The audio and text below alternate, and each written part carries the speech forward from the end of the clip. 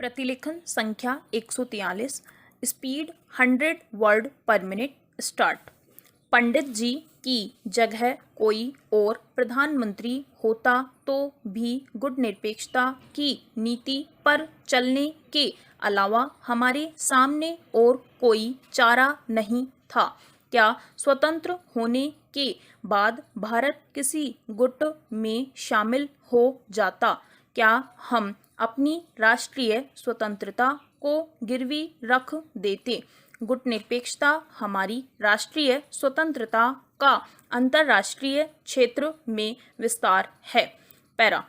यह ठीक है कि संसार आज दो गुटों में बटा हुआ है। शक्ति के अनेक केंद्र उभर रहे हैं, लेकिन उससे गुटनिरपेक्षता की नीति निरर्थक नहीं होती है। यदि हमारे मित्र स्वामी जी चाहते हैं कि हम गुटनिरपेक्षता न कहें, उसे आत्मनिर्भरता कहें, वह मुझे क्षमा करें। गुटनिरपेक्षता की नीति का आधार है आत्मनिर्भरता। हम किसी गुट में शामिल हो गए, किसी बड़ी ताकत पर निर्भर हो गए, तो फिर आत्मनिर्भर कैसे हो सकते हैं? गुटनिरपेक्षता की नीति का यह भी निचोड़ है कि हम हर एक अंतर्राष्ट्रीय प्रश्न पर निर्णय उसके गुण व दोष के आधार पर करेंगे, स्वतंत्र बुद्धि से करेंगे, निर्भीकता से करेंगे और राष्ट्रीय हितों और अंतर्राष्ट्रीय के व्यापक तकाजों को मेल बैठाएंगे। पैरा। सभापति महोदय, भारत की विदेश नीति की चर्चा हो और पंडित नेहरू का नाम न लिया जाए और वह भी प्रशंसा में न लिया जाए, ऐसा कभी हो नहीं सकता, होना ही नहीं चाहिए। मैं जानता हूँ कि मेरे मित्र स्वामी जी को इसमें मतभेद है। लोकतंत्र में मतभेद स्वाभाविक है, कुछ मात्रा में आवश्यक है। उसकी स्पष्ट अभिव्यक्ति कहाँ तक ठीक है, यह विचारणीय प्रश्न है। लेकिन जब मैंने विदेश मंत्री का भार संभाला और इस सदन में विदेश मंत्री के नाते पहला भाषण दिया, तो मैंने पंडित जवाहरलाल नेहरू से लेकर श्री यशवंत राव चौहान तक को बधाई दी थी, उनके प्रति साधुवाद अर्पित किया था। 30 सालों की हमारी परंपरा का यह अंग है, यह हमारे इतिहास का हिस्सा है। पंडित नेहरू से मेरे भी मतभेद थे और मैंने मतभेदों को कभी छिपाया नहीं, लेकिन जब कभी प्रशंसा का वक्त आया तो मैंने उसमें कर्पणता से काम नहीं लिया। इतिहास और परंपरा का यह क्रम व्यक्तिगत मतभेदों से नहीं टूट सकता। स्टॉप। स्टार्ट। स्वाधीनता के बाद दोनों शक्ति गुटों से अलग रहकर अपनी विदेश नीति पर चलना भारत की स्वाधीनता के लिए आवश्यक था, भारत के आणविक विकास के लिए आवश्यक था, विश्व शांति के लिए भी आवश्यक था। अब प्रश्न यह उत्पन्न किया जाता है कि गत एक वर्ष में क्या उपलब्धियां हुई है। सभापति महोदय, अपने मुँह मियाँ मिट्ठू बनना ठीक नहीं है, लेकिन लोकतंत्र में थोड़ा सा आत्मविज्ञापन क्षम्य होता है। पैरा।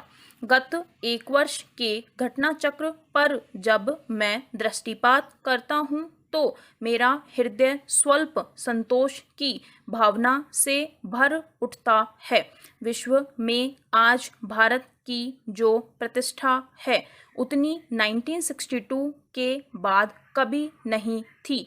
सभी पड़ोसी देशों के साथ आज हमारे संबंध जितने अच्छे हैं, उतने आज़ादी के बाद पहले कभी नहीं थे। अंतर्राष्ट्रीय क्षेत्र में भारत की विश्वसनीयता जितनी आज है उतनी गत 11 वर्षों में कभी नहीं थी। विश्व की सभी राजधानियों में आज यह भरोसा है कि जो भारत कहता है वह करेगा और जो कुछ मन में है वह नहीं करेगा और जो कुछ कहेगा वही समझदारी से करेगा। मन, वचन और कर्म में जो अंतर पिछले कुछ वर्षों में पैदा हो गया था, जो न केवल गृह नीति को विग्रह में बदल रहा था बल्कि विदेश नीति की पवित्र धारा को भी दूषित कर रहा था, आज वह दूर हो गया है। आज हमारे पड़ोसी देश आश्वस्त हैं। मित्र देशों के साथ हमारे संबंध अच्छे नहीं हुए हैं और जो देश खिंचे रहते थे उन्हें भी निकट लाने में हमें सफलता मिली है। पैरा। भारत की विदेश नीति का लक्ष्य विश्व शांति, स्थायित्व तथा अंतर्राष्ट्रीय सहयोग में बढ़ावा देना है। हमारे राष्ट्रीय हितों के संरक्षण तथा संवर्धन के लिए यह आवश्यक है कि न केवल हमारे पड़ोस में शांति हो किंतु विश्व में भी शांति का वातावरण रहे। शांतिपूर्ण वातावरण में ही निर्माण संभव है। नवनिर्माण के बिना राजनीतिक आज़ादी अधूरी है। मैं कहना चाहता हूँ कि गुटनिरपेक्षता की नीति कोई नकारात्मक नीति नहीं है। यह भावात्मक, सकारात्मक और रचनात्मक नीति है और न केवल अंतर्राष्ट्रीय क्षेत्र में हमारी सर्वप्रभुता का विस्तार है बल्कि एक नए विश्व की रचना का औजार भी है। ऐसे विश्व की रचना का जिसमें गुलामी नहीं होगी, आर्थिक शोषण नहीं होगा और चमड़ी, रंग या जन्म के आधार पर किसी को छोटा या बड़ा नहीं समझा जाएगा। स्वप्न साकार करने में गुटनिरपेक्षता का सिद्धांत खरा उतरेगा, यह हमें विश्वास है। स्टॉप। Thank you. इस चैनल को सब्सक्राइब करें और बेल आइकन को प्रेस करें ताकि लेटेस्ट वीडियो की जानकारी आप तक सबसे पहले पहुंच सके। वीडियो को लाइक और डिसलाइक अवश्य करें। कोई सुझाव और प्रश्न हो तो कमेंट बॉक्स में लिखें और वीडियो को अपने फ्रेंड्स और क्लासमेट्स को शेयर करें।